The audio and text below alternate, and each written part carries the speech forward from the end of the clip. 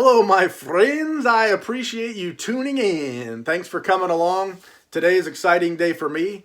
I got a gift in the mailbox. I feel good and I feel embarrassed at the same time a little bit. I don't know. Sometimes I don't know how to accept things right. I don't know all the right things to do. It feels weird to me. I'm the kind of person I never like to ask for anything without doing my fair share, working for it, paying for it, whatever the case may be. I'd rather take a beating with a rusty chain than to ask somebody to give me something. And I still kind of feel weird when somebody offers it up. But this is the kind of gift you don't say, no, thank you, I appreciate it too. I've got in at least what I think is in the box is a Suntup Editions advanced reader copy of George Orwell's Animal Farm. And that's an exciting one for me. I was hoping that this book would be published when the predictions came that it was coming out. I was excited. I couldn't mash them buttons fast enough to buy my numbered edition copy, which looks very cool. And I think there are some left. I think there are maybe 30 something copies of this letterpressed numbered edition of Animal Farm. So if you're interested, go check it out on the Suntup Editions website. And you can see pictures of some of the cool illustrations. The illustrator for this one is Omar Rayan. Sorry, Omar, if I said your name wrong. I apologize. It wasn't on purpose. And it looks really cool. The artist edition, I think there's some available. It looks really cool. The artist edition is the one with the dust jacket, more copies. But this artist edition is also letterpress printed, which is real neat. So, that being said, stop with all the ado. Let's take a look and see what an Animal Farm Suntup Editions Advanced Reader Copy art looks like. Let's see what it looks like. And this is a cool one because it doesn't take any help from Mr. Buck, my Mr. Chicago via Alaska, or any of the other cutting instruments that I got. No scissors, no nothing. Hopefully, my fingers can take care of the mess, and we'll get this joker open without too much whining and crying, pulling and ripping and tearing and all that kind of stuff. But you never know how that's gonna go. With Suntup Editions, it's always exciting to get something in the mail. So let's take a look at Animal Farm, a fairy story. And I'm just gonna warn you, I don't know if there's how many illustrations are in this book compared to what illustrations have been posted on the website and stuff like that. I'm going to warn you, I'm going to show these illustrations in the book. So if you don't want to see them at some point, cover your eyes. Don't tune out, because I'm going to say some brilliant things. One of them might be true, and there's definitely guaranteed a small chance some of it will be useful or insightful. So right away, George Orwell, Animal Farm, a fairy story, advanced review copy. So I said advanced reader copy. They're officially calling it an advanced review copy. And it is, it's exciting. I appreciate it very much. I feel humble and a little bit embarrassed, but thank you. Thank you very much. Sometimes I don't feel like you deserve to be given something like that. So I think that's kind of where it comes from. So, truly a prized addition to my book-loving collection. I'm a collector of books like most of you because I love books. I love the stories, and I love the things. I love the art. I love the books. I love the authors. Love, love, love. All the booktubers like to say, love, love, love. Anyway, introduction by Richard Blair, illustrated by Omar Ryan. Advanced review copy. Right there you go. What's that say? Not for sale. Not on this date. Not on any date. No doubt about it. The copy that I read, it's been a little while now. It was a softcover copy, and I think it was 130 pages or something like that. We'll see how many pages are in the Suntup advanced review copy. I don't remember. I'm sure it says on the website somewhere how many pages are included. I just don't recall. And now for the real show of skill, to take off the plastic wrap without nicking anything important. A little blood doesn't matter as long as the blood doesn't get on the book, but you don't want to nick the book. What's up with that? You gotta take care of that stuff. Alrighty, almost there, almost there, almost there. As much as I love the book, I don't save the plastic. And I know that probably somebody cringed just now, got cringy, because I took the plastic off of an advanced review copy of a very important book from a very important publisher. But that's just what I do. I like foxy books, but I don't like foxing on books. But I don't want to mess around and find out I got a screwed up book and didn't know. So I open them up, take a look, feel them, love on them, smell them, whatever the case may be, and then lovingly put them on the shelf, and from time to time pull them off and snoop around. I typically don't read limited edition books, or really even books out of my collection. Typically I'll get paperback books when I can, but books that I can abuse that I don't have to worry about. For me, an enjoyable reading experience is an experience where I'm not having to be extremely careful with the thing I'm reading, making sure that I don't have sweaty hands or clean hands or wiped off the counter where I'm sitting, or holding it just right so I don't crease the spines or any of that stuff. I like to just read. And let's move on. The Animal Farm advanced review copy. Very exciting. I truly appreciate getting one of these, and that's all I can say about that. Let's take a look. This is where I'm going to open it up and look at some art.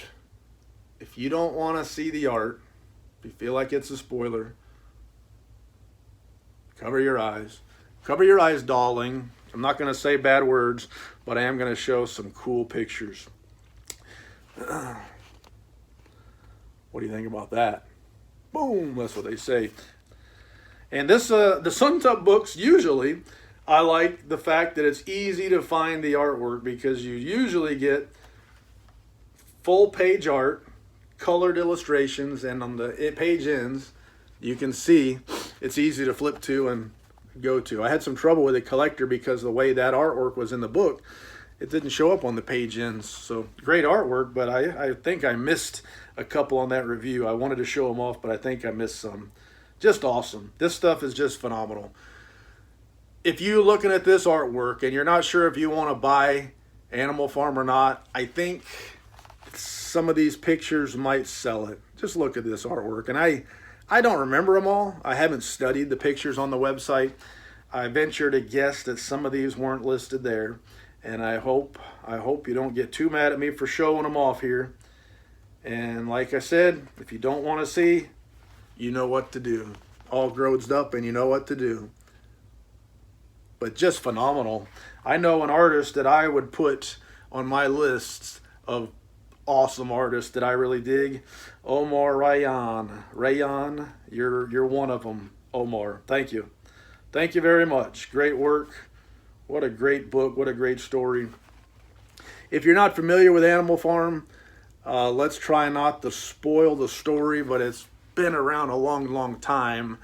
What's keeping you? It's a short book, a good book, read it. I know when we think about Orwell, we usually think about 1984, but a very close second in terms of fame and fortune and popularity and some political or social commentary is Animal Farm, a fairy story. And I'll show you some of these pictures. We'll show some more pictures, and I'll try to talk while I flip. That's hard for me to do two things at once. Man, the pictures just look so good. Very distracting in terms of trying to think about what to say. There's a picture of George Orwell and a goat. My wife could tell you what kind of goat that is. I don't know what it is. It's got short ears, but a face like a Nubian. So goat people, tell me, what kind of goat was that? But the story is fantastical. It's fantasy. It's talking animals. And some people, that turns them off. But I kind of compare it, at least when I first read the book, which will tell you kind of when I first read it. At first, for a few pages, I thought of Toy Story, the cartoon. The kid Andy's playing with his toys. He puts them down. He leaves, goes off wherever to bed or to play or whatever it was. All of a sudden, the toys sit up and start talking to each other. And they've got their pecking order and the way they do things and all that kind of stuff. And this is similar. You got Mr. Jones, the farmer, who owns the farm, has all the animals. He's a drunk. I think I get the impression his wife's a drunk. He's in there doing some of his farm work. He does a shoddy job, careless, goes off into the house, grabs him a bottle of beer and goes to bed, drunk. His wife's snoring. And the animals are now speaking, talking, all that kind of stuff. Up until that point, you don't really hear the animals talking, although it's very early in the book. But all of a sudden, if you're watching a Toy Story, the toys sit up and start talking in the book. It's the same thing. All of a sudden, boom, the animals start talking, and it could be surprising. But it goes along that way. It's very early in the book. Once the farmer has gone off drunk, gone to bed, falls asleep, a pig, Old Major, prize middle white boar, whatever a middle white is, I guess it's a kind of pig. He's an old man. He's the wise one. He says, I had a dream, and he calls for a meeting. And he has to tell everybody about not only the dream, but what it means. So he calls for a meeting, and all the animals come into the barn. They take their spots. They take their seats. They got their pecking order, kind of like the Toy Story show. He gets up there, and he tells them, I had a dream that animals will rule, that we'll get rid of these awful humans, that they will no longer abuse us and use us, that we'll get the fruits of our labors. Everything will be great. All we have to do is revolt, essentially. I might not live long enough to see it, but it's going to happen. And then shortly thereafter, Old Major dies, and the prophecy, the idea they gave to everybody comes true. The animals revolt. They run old Farmer Jones off. Old drunk bastard. Old drunk son of a gun. They run him off. They take over. They decide we're going to do the work.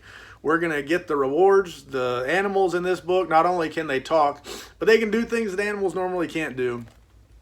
And what we very quickly find out is that the pigs are smarter. The pigs become the rulers. They do less work. They do almost no work. They make all the decisions. They get all the things. They take the milk. They take the apples. They say pigs need it. We need to think. Our brains need to develop. So we get the stuff. You people do the work. We'll decide what you need to do, and we'll keep this place running like a top. And this is a story that means a lot of things to a lot of people. It means different things to different people. At the end of the day, the book is, at the end of the day, the message is similar to this. Power corrupts, and our absolute power corrupts absolutely. That's kind of the message. It's an old saying. It's kind of the message that the book gives. And so some people say, well, it supports socialism. It's against totalitarianism and whatever, dictatorships. It's against that kind of stuff, autocracies. But for me, it almost supports what I kind of feel like is the less power that people have over me, the better off I am. And so as a collective, as a group of people, the less power that people have over us, the better off we are. And that's what I get from it. And that's one of the things about this book. Like I said, it's a lot of things to a lot of people.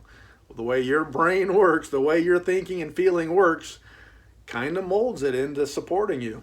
So there's a lot of people from a lot of different political fields that point to this book and say, yes, that book says we're right.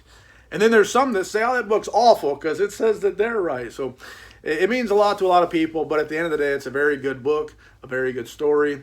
If you thought 1984 was good, read this one as well. You're going to like it. It's different. I'm not saying it's the same, but it's the same guy, and it's thinking. It makes you think. It makes you consider. And for whatever that's worth, it's a great book. I would give it, if I'm rating it, I would say 1984 for my taste, just a hair above. I would give it probably a 9.5. I would give Animal Farm a 9. So that would be, if I can do the math, 4.5 stars out of 5. I'm a cheater. That's how I do things. I'm sure I'm forgetting something. That's all the lies I can think of. Anyway, if you're still watching, thank you for your time. Thank you for sticking around. I hope you liked my video. I try to do it right, and I'm sure I screw up a lot, but I appreciate it all. Thanks for the kind words from a lot of you folks, and that's all I got. So, c'est la vie, baby.